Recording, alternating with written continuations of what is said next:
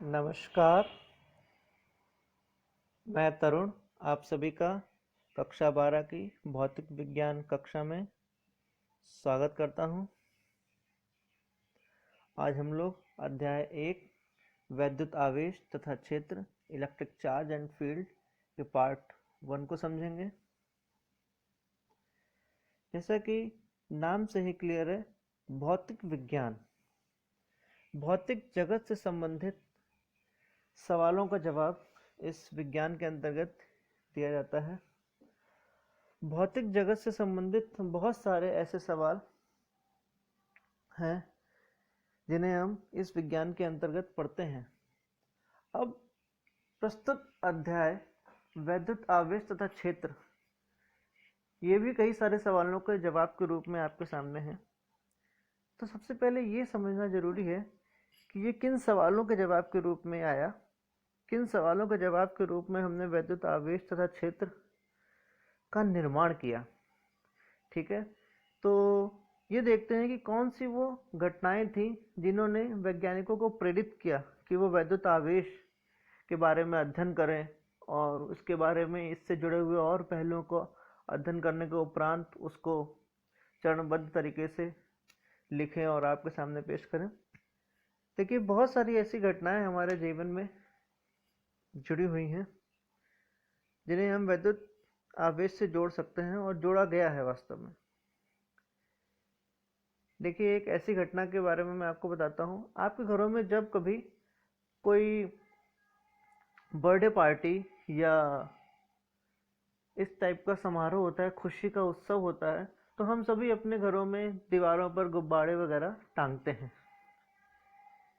इन गुब्बारों को टांगने के अलावा यदि हम उन्हें अपने बालों पर रगड़ दें, सूखे बालों पर रगड़ना यहाँ ध्यान देने वाली बात है कि यदि इन गुब्बारों को हम अपने सूखे बालों पर रगड़ें और तत्पश्चात दीवार के पास ले जाएं, तो एक आंशिक रूप से आकर्षण बल के कारण ये दीवार पे चिपक जाते हैं बिना किसी ग्लू या टेप की सहायता के। तो ऐसा क्यों होता है? ठीक है ना, ये क्वेश्चन आ गया। अब इस तरह की एक दूसरी घटना है कि यदि हम अपने अव्यवस्थित सूखे बाल हमारे हैं और अव्यवस्थित हैं, इन पर अगर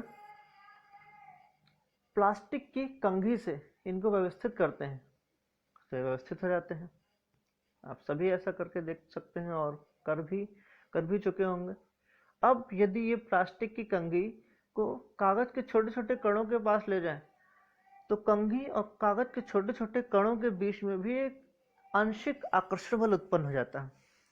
अब ये भी लिखा गया कि ऐसा क्या हो गया, भी ऐसा क्यों होता है, जबकि यदि हम प्लास्टिक की कंघी से बालों को व्यवस्थित किए बगैर कागज के पास ले जाएं तो यह आकर्षण बल उत्पन्न नहीं होता है। इसी तरह से यदि हम गुब्बारे को सूखे बालों पर रगड़े बगैर दीवार के पास ले जाएं तो वहां नहीं चिपकते हैं।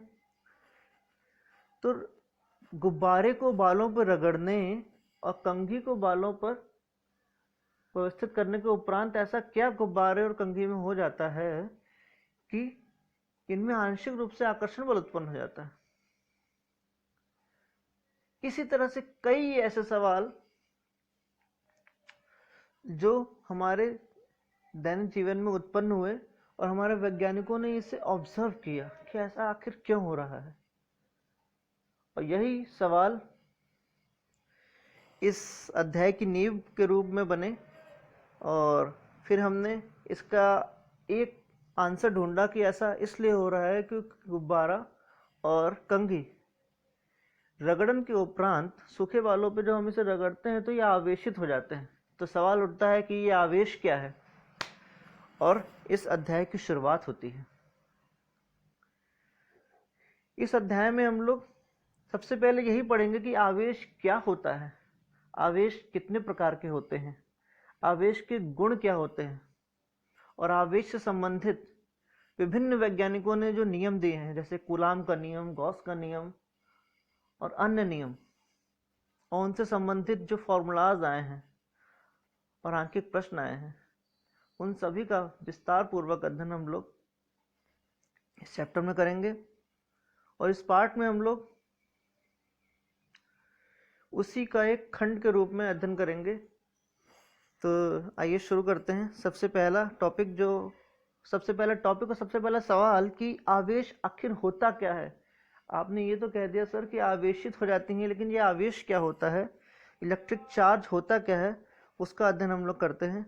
देखिए, इलेक्ट्रिक चार्ज भी एक पदार्थ का मौलिक गुण है। जैसे कि मास है ना, कोई भी ऑब्जेक्ट होगा उसके अंदर मास होगा। जो हमको दिखाई पड़ रहा है, जो इस पृथ्वी पर स्थान घेर रहा है, उसके अंदर मास होगा। उसी तरह से ही कोई भी पदार्थ है उसके अंदर आवेश होगा। तो पदार्थ का वह मौलिक गुण जिसके कारण उसमें वैद्युत तथा चुंबकीय प्रभाव उत्पन्न होते हैं, आवेश आता है।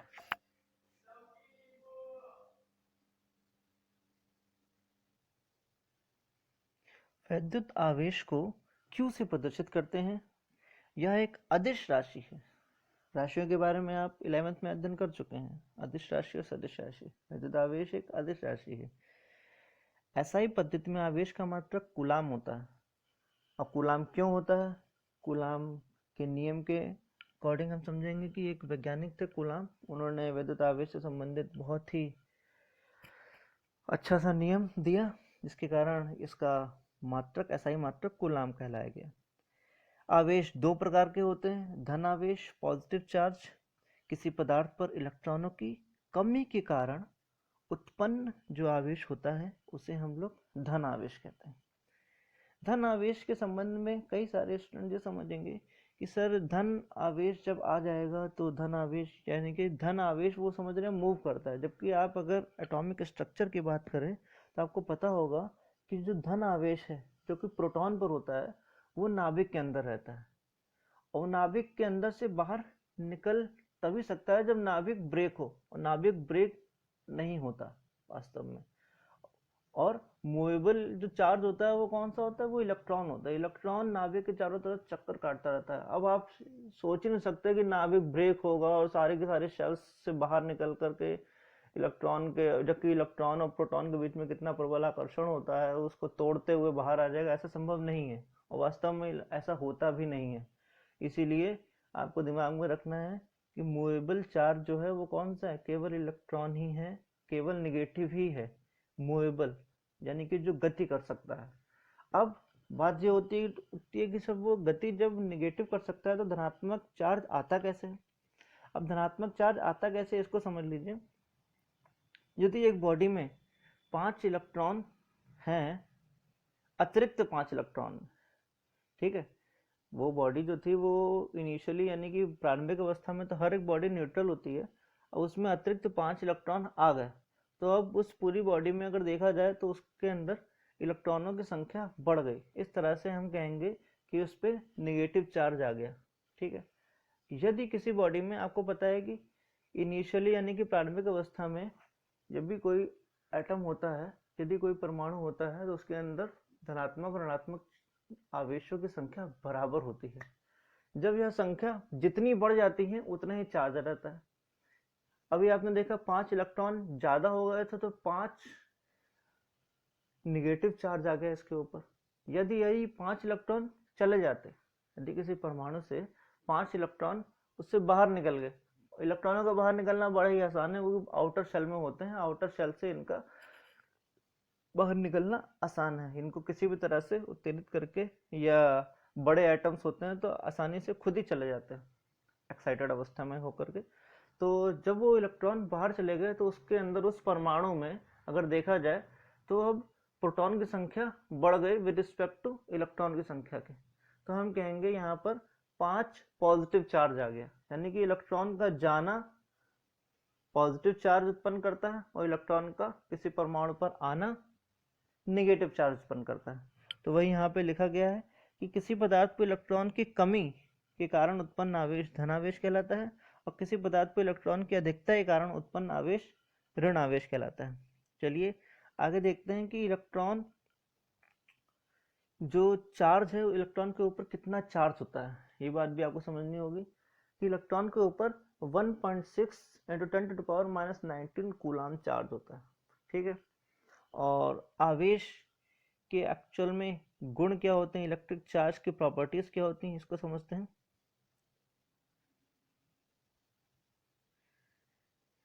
ये देखिए, वैद्युत आवेश के मूलभूत गुण। वैद्युत आवेश आपको पता चल गया दो प्रकार का होता है, धनात्मक और ऋणात्मक। अब उनके गुणों की चर्चा करते हैं। Basic properties of electric charge. आकर्षण तथा प्रतिकर्षण। विपरीत प्रकार के आवेश एक दूसरे को आकर्षित करते हैं, जबकि समान प्रकार के आवेश एक दूसरे को प्रतिकर्षित करते हैं।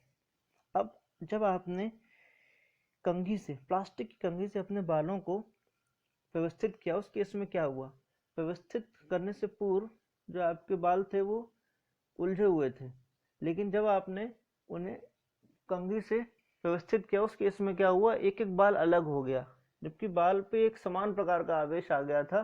वो समान प्रकार के आवेश के कारण वो एक दूसरे को प्रतिकर्षित कर रहे थे और आपके बाल अलग अलग बिल्कुल स्पष्ट रूप से व्यवस्थित हो गए थे। तो उस केस में प्रतिकर्षण था। जब आपने बलून को यानी कि गुब्बारे को सूखे बालों पर रगड़ा था, उसके उपरांत उसमें आवेश आ गया और उसने दीवार के साथ आकर्षण बल उत्पन्न हुआ। वहां पर जो उत्पन्न हुआ था वो कौन सा बल उत्पन्न हुआ था, दीवार के साथ उसके अंदर आकर्षण बल उत्पन्न हुआ। उस आकर्षण बल के कारण वो गुब्बारा दीवार पे चिपक गया था। तो इस तरह से आपने देखा कि आवेशों का मूलभूत गुण होता है आकर्षण व प्रतिकर्षण। समान प्रकार के आवेश प्रतिकर्षित करते हैं तथा विपरीत प्रकार के आवेश आकर्षित करते हैं। अब आवेश का संरक्षण सिद्धांत क्या है। आवेश का संरक्षण सिद्धांत यह है कि किसी विलगित निकाय में, विलगित निकाय का मतलब ये होता है आइसोलेटेड, यानी कि उसके अंदर और कोई नहीं है, केवल जैसे कि हमने बात करी कि कागज का टुकड़ा था और उसके अंदर कंघी थी, कागज का टुकड़ा था और कंघी थी, उन दोनों के बीच में जो आकर्षण बल लग रहा था वो, उस अगर निकाय की बात करें तो निकाय में कंघी और कागज का टुकड़ा आएगा और सबको हटा दिया जाएगा। तो इस तरह से कहा गया है किसी विलगित निकाय में कुल आवेश नियत रहता है, यानी कि जितना आवेश एक वस्तु दूसरी को देगी उतना ही आवेश दूसरी प्रथम से लेगी, ठीक है। आदान प्रदान जो होगा वो समान होगा, जितना दिया जाएगा उतना ही एक्चुअल में लिया जाएगा। तो ये आवेश संरक्षण का सिद्धांत है। और यानी कि आप इसे समझ सकते हैं, आप एनर्जी का संरक्षण सिद्धांत भी पढ़ के आए हैं, यानी कि ऊर्जा ना तो उत्पन्न होती है ना ही नष्ट होती है, या एक रूप से दूसरे रूप में परिवर्तित होती है। वही यहाँ पर भी लग जाता है कि आवेश ना तो उत्पन्न होता है ना ही नष्ट होता है, या बस एक वस्तु से दूसरी वस्तु में ट्रांसफर हो जाता है, ठीक है। और आवेशों की योज्यता का सिद्धांत क्या कहता है। आवेशों की योज्यता का सिद्धांत ये कहता है कि यदि किसी बॉडी में 4 प्रकार के आवेश हैं और एक है +2, फिर -2, +3 और -3, तो अगर टोटल आवेश की बात करी जाएगी तो उनको उनके चिन्हों के साथ जोड़ा जाएगा। चिन्हों के साथ जोड़ा जाएगा, उसका मीन समझ लेते हैं। देखिए, यदि यहाँ पर +2 आवेश है किसी बॉडी पर और साथ ही साथ +2 आवेश है, -2 आवेश है और +7 आवेश है। आपसे कहा जाए कि टोटल आवेश बताइए इस बॉडी पर कितना है, तो आप क्या करेंगे, सिंपली टोटल निकालते हैं, जैसे अलजेब्रा में, बीजगणित में सिंपली वैसे ही ऐड कर देंगे। यही है विद्युत आवेश का सिद्धांत कि आपको जब भी किसी बॉडी पर टोटल आवेश निकालना हो तो उनको चिन्हों के साथ लिख दीजिए और जोड़ दीजिए। अब जैसे हमने इसको चिन्हों के साथ लिखेंगे तो कैसे लिखेंगे, +2 -2 +7, और जब इसको हम सॉल्व करेंगे तो कितना आ जाएगा, 7 2 9। या फिर ऐसे भी देख सकते हैं, 2 2 तो कैंसिल ही हो गया, आंसर आ गया आपका 7, वो भी प्लस, यानी कि टोटल चार्ज जो है इस बॉडी में कितना है, +7 है। तो सिंपली आपको करना क्या है, अगर आपसे किसी बॉडी पर टोटल चार्ज पूछे तो प्रत्येक चार्ज को उसके चिन्ह के साथ, यहाँ चिन्ह ध्यान रखिएगा, उसके चिन्ह के साथ एल्जेब्रिक फॉर्म में, जैसे हम लोग एल्जेब्रा में जैसे जोड़ते हैं वैसे जोड़ दीजिए, बस चिन्हों के साथ लेकर के। अब आवेशों का क्वांटीकरण क्या है, ये बहुत ही इंपॉर्टेंट है। इसमें क्या है कि प्रकृति में आवेश सदैव एक निश्चित न्यूनतम मान के पूर्ण गुणज के रूप में होते हैं। प्रकृति में जितना भी आवेश है वो हमेशा इलेक्ट्रॉन पर जितना आवेश होता है उसका इंटीजर मल्टीपल होता है। इंटीजर मल्टीपल का मतलब इलेक्ट्रॉन पे आवेश जितना, ऐसे इलेक्ट्रॉन पे हम आवेश ई मान लें, तो कहीं भी आवेश आप देखेंगे तो वो 1e 2e 3e 7e 5e 8e होगा।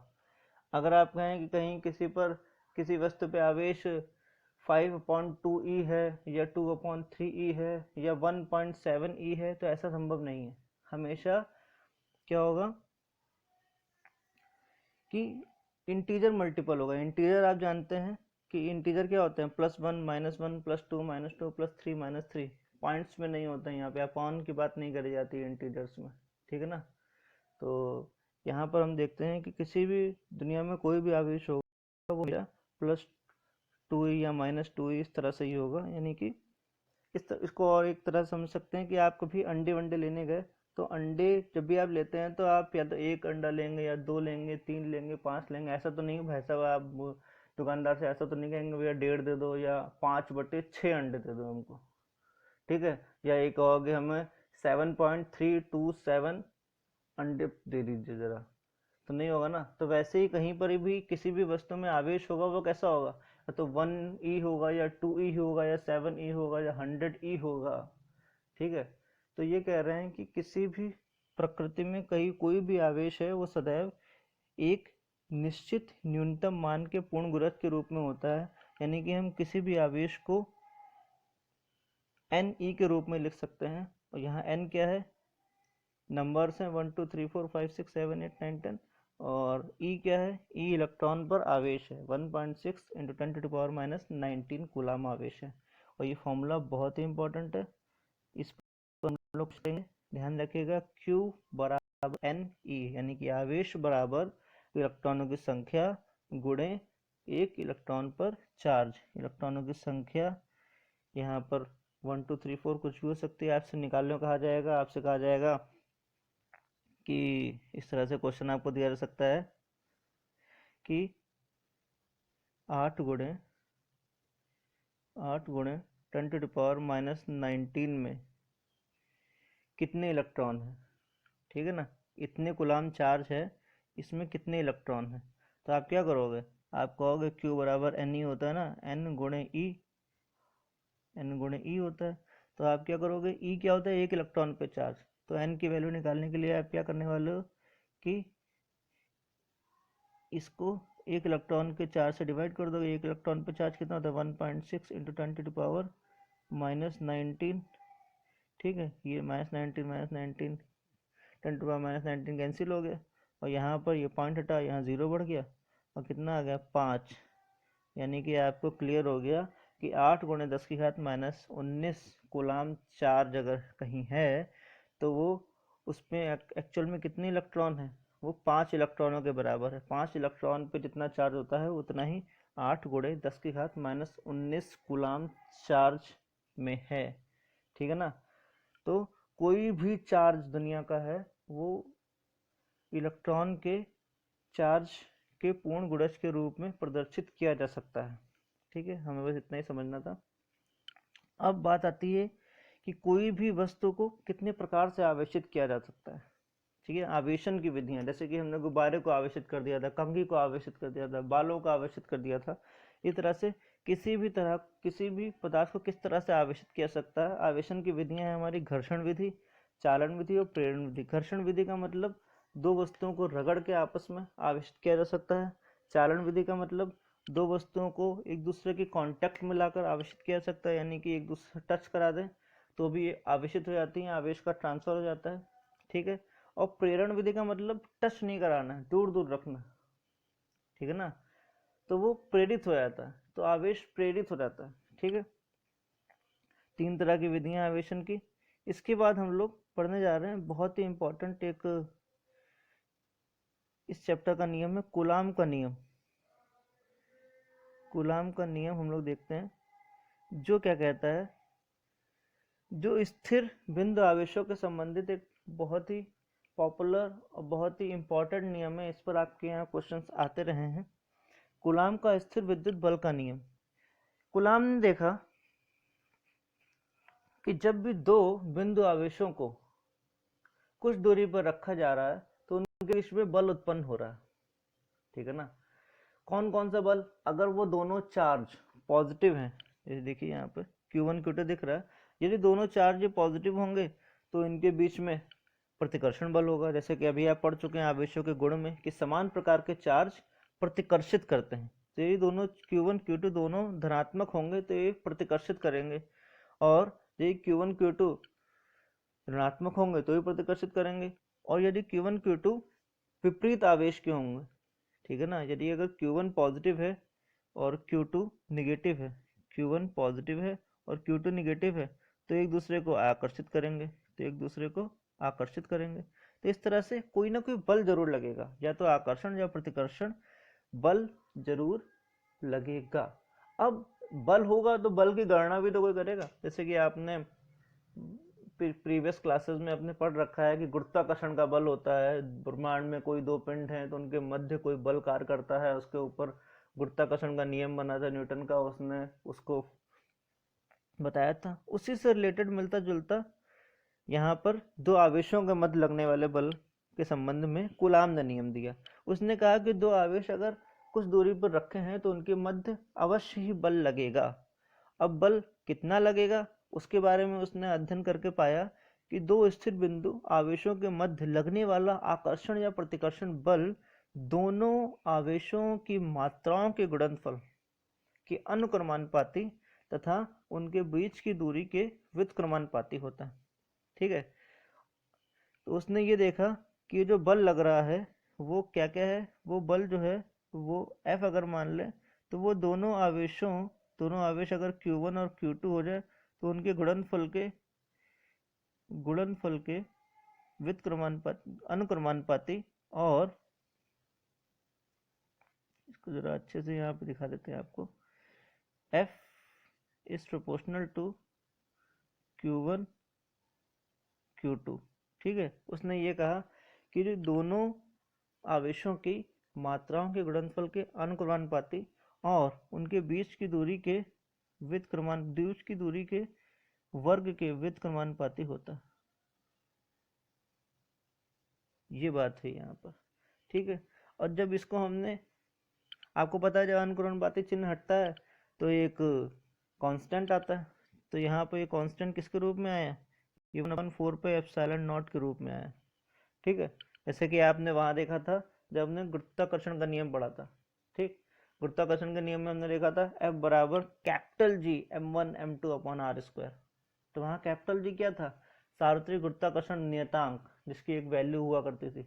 तो वैसे यहाँ पर क्या है, यहाँ पर भी वही बात की गई है कि दो आवेशों के मध्य लगने वाला बल उन दोनों आवेशों की मात्राओं के गुणनफल के अनुक्रमानुपाती तथा उनके बीच की दूरी के वर्ग के व्युत्क्रमानुपाती होता है।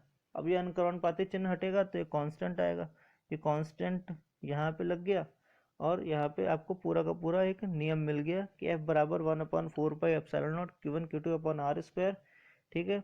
जहाँ एप्सिलॉन नॉट क्या होता है? निर्वात या वायु की विद्युतशीलता, ठीक है। इसका मान अलग से यहाँ पे दिया गया 8.85 इंटू 10⁻⁻12 कूलॉम स्क्वायर पर न्यूटन मीटर स्क्वायर, ठीक है। परंतु यदि 1/4 पाई एप्सिलॉन नॉट को डायरेक्टली आप अगर सॉल्व कर ले तो 9 इंटू 10⁻9 न्यूटन मीटर स्क्वायर पर कूलॉम स्क्वायर वैल्यू आपको प्राप्त हो जाती है। और इस तरह से केवल इतना नियम ध्यान करके भी आपको कोई क्वेश्चन लगाने में दिक्कत नहीं होगी, आप आराम से क्वेश्चन सॉल्व कर लेंगे, ठीक है। तो ये आप ध्यान रखें, F बराबर 9 Q1 Q2 upon r square. अब तक के अध्ययन के उपरांत हमें दो तरह के फॉर्मूले यहाँ पे मिले। एक क्वांटाइजेशन वाला फॉर्मूला Q बराबर Na, यानी कि प्रत्येक आवेश इलेक्ट्रॉन के पूर्ण गुणज के रूप में होता है, और दूसरा कूलाम के नियम से F बराबर 9 into 10⁹ Q1 Q2 upon r square. ये दोनों फॉर्मूले अपने आप में काफ़ी इम्पोर्टेंट फॉर्मूले हैं। गत वर्षों में इनसे संबंधित आंकिक प्रश्न आपके बोर्ड्स में आते रहे हैं और आगे भी आने की संभावना है। तो उन्हीं से संबंधित आंतरिक प्रश्नों को देखते हैं। दो बिंदु आवेशों +4 कूलाम व +6 कूलाम एक दूसरे से 4 सेंटीमीटर की दूरी पर स्थित हैं। उनके मध्य वैद्युत बल की गणना करें व बल की प्रकृति ज्ञात करें। प्रकृति का यहाँ अर्थ है कि आपको बताना है कि बल आकर्षण है कि प्रतिकर्षण। वो तो आप बिना सॉल्व करे ही बता सकते हैं। यहाँ पे दोनों आवेश समान प्रकृति के हैं और आवेशों के गुणों में हमने अध्ययन किया है कि समान प्रकृति के बल प्रतिकर्षित करते हैं। तो इसका मतलब प्रकृति तो आपको ऐसे पता चल गई कि प्रतिकर्षित करते हैं। और कितना बल लगाएंगे एक दूसरे को, कितने बल से प्रतिकर्षित करेंगे, वो हम यहाँ कैलकुलेट कर लेंगे। हमने देखे यहाँ पर Q1 की वैल्यू लिख ली और यहाँ पे Q2 की वैल्यू लिख ली और एक ही R जो था यहाँ पर वो सेंटीमीटर में था। और आपको पता है कि हमें यहाँ पे MKS पद्धति या कह सकते हैं SI सिस्टम को फॉलो करते हुए हमें जो दूरियां हैं वो मीटर में लिखनी होती हैं। तो यहाँ हमने 10⁻⁻² से मल्टीप्लाई कर दिया और ये मीटर में चेंज कर लिया। उसके उपरांत कूलाम का नियम हमने अप्लाई करा। कूलाम का नियम क्या होता है? F बराबर 9 × 10⁻⁹ Q1 Q2 अपॉन R²। यहाँ Q1 Q2 के मान हमने यहाँ अगली लाइन में पुट कर दिया। ये देखिए, ये 4 पुट करा, ये 6 और यहाँ पर R का वैल्यू पुट करने के बाद उसका स्क्वायर कर दिया। ठीक है, तत्पश्चात हमें ये प्राप्त हो गया। आप इसे सॉल्व भी कर सकते हैं, आपको रिजल्ट प्राप्त हो जाएगा। और बल तो हम पहले ही निकाल चुके थे। बल की प्रकृति क्या है? प्रतिकर्षण। ठीक है, अब अगले न्यूमेरिकल को देखते हैं हम लोग।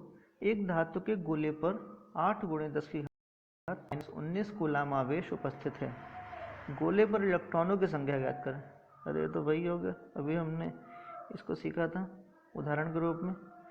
देखिए, इस तरह से आपको और भी अभ्यास क्वेश्चन दिए जाएंगे। यहाँ पे 8 × 10⁻⁻19 कूलाम आवेश उपस्थित है। ठीक है, तो जितना आवेश उपस्थित है हमने लिख दिया। इलेक्ट्रॉनों की एक इलेक्ट्रॉन पर कितना आवेश होता है वो हम पहले आपको बता चुके हैं। 1.6 × 10⁻⁻19 कूलाम होता है। इलेक्ट्रॉनों की संख्या आपको निकालनी है, वो क्वेश्चन मार्क हो गई। और यहाँ पे आपने फॉर्मूला अप्लाई करा, Q = N × E। Q की वैल्यू यहाँ पुट करी, N की वैल्यू निकालनी है, E की वैल्यू आपको पता है, ये यहाँ पे चली गई अपॉन में और फाइनली N की वैल्यू कितनी आ गई? 5। ठीक है, N की वैल्यू कितनी आ गई? 5। तो आपको पता चल गया कि एक धातु के गोले पर यदि 8 × 10⁻⁻19 कूलाम आवेश उपस्थित है तो वास्तव में यहाँ पे 5 इलेक्ट्रॉन हैं, अतिरिक्त 5 इलेक्ट्रॉन हैं। ठीक है, तो इसी के साथ हम इस कक्षा को समाप्त करते हैं। आशा करते हैं कि आपको सब स्पष्ट हो गया होगा। फिर भी अगर कोई समस्या है तो आप अपने प्रश्न मुझसे कर सकते हैं। धन्यवाद।